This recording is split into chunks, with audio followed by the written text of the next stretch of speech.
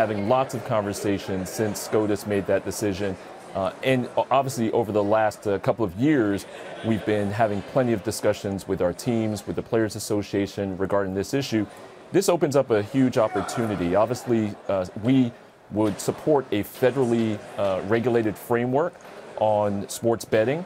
It looks like states are enacting their own local state laws, and so we're working with local state legislatures to make sure that the integrity of the game is maintained at the very highest levels and that there are consumer safeguards in place to protect consumers. There's been a lot of optimism in other leagues that this new ruling would drive engagement or increase attendance that had been soft either in football, or there's been some anecdotal evidence in baseball this season. Doesn't sound like engagement in the NBA has been necessarily a problem. It hasn't, Carl. We've been fortunate. We set another all-time attendance record with 22 million people this year. Our viewership was up for the regular season as well as the postseason. And our social media, we have now 1.5 billion likes and followers around the world, and that continues to grow and grow, and as well as our merchandise sales being up 25% as well on NBAstore.com. So, but you know, sports betting, we have found in other parts of the world where sports betting is legalized that fans tend to be more engaged with the product when they are able to bet legally on sports.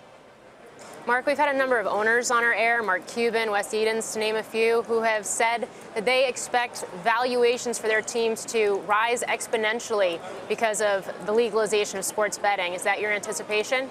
Well, look, we certainly anticipate that valuations, and we've seen valuations grow for NBA franchises significantly over the last several years. And what this does is it opens up an opportunity for more fans, more consumers to get engaged with the sport, to engage with our product, to buy more merchandise, to visit, watch TV and watch our games on television. So I think those are the fundamental factors that go into the valuation of a franchise. And I think that this will certainly lead to increased revenue, increased profitability, and therefore increases in valuation.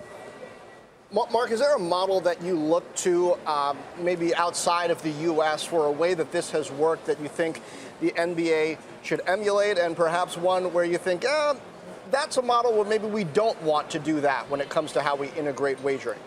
Well, look, we've spent a lot of time, obviously, internationally. 25% of our players were born outside the United States. Our games, including this draft tonight, will be broadcast in 215 countries. So we spend a lot of time with leagues and organizations where sports betting is legalized, and we've been able to pick their brains on what works, what doesn't work. We spent a lot of time, for example, with the EPL and have spent time with Richard Scudamore there and his team members. So, yes, we're trying to incorporate the best that others have experienced from sports betting to make sure that we have the same protections in place for consumers and the right ways to engage with fans. Mark, the league has become so dynastic with the Warriors now with 3, to the extent that even other teams with some of the best players ever to play the game just cannot even begin to compete when we're in the finals. Is that good for the league long term or not? Well, I would question whether or not other teams can't compete. I mean, Houston took the Golden State Warriors to a 7th game.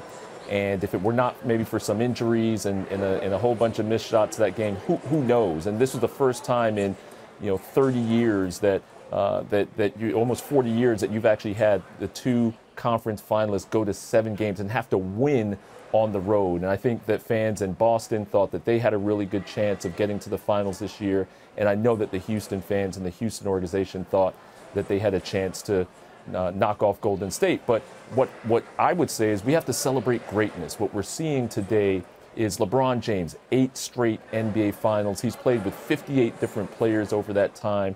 And then you're looking at one of the greatest shooters to ever play the game in Steph Curry.